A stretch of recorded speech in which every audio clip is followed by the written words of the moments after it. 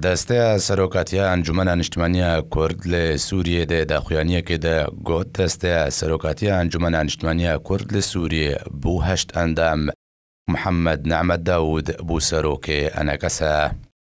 ده داخویانیا دسته سروکاتیا انجمن انجمنیا کرد ده هاتیا برکفته 13 مجدار 2023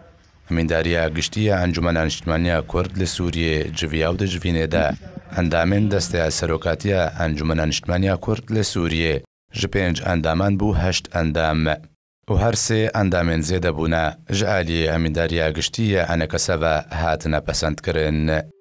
وکد داخویانی ده هاتیا محمد نعمت داود بویا سروکی انکسه سليمان أوسو بويا جيغري سروكي أنكسا فيصل يوسف بويا بردفكي فرمية أنكسا محمد إسماعيل بونو نري أنكسا دبريا أشتي وأزادي دا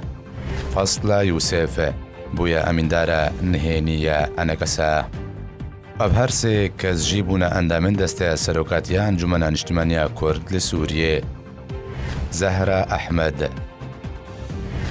عبد الباري خلف سرحان عيسى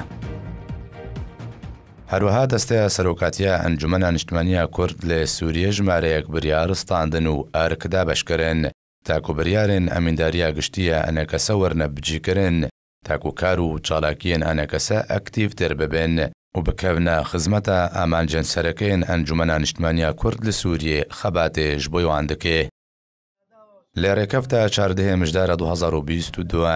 انجمن اجتماعی کرد ل سوریه کنگره خال بجار قامشلو روجاوای کردستان لدرخست و جبر گری و آستانگیان ریوبریا پیدا کنگره وکا پلان جرهات بو دارشتن برایوان چو لیتوی آستانگیان پیدا لرکفتا 28 مجدار 2022 انجمن اجتماعی کرد ل سوریه کنگره خال بداویانی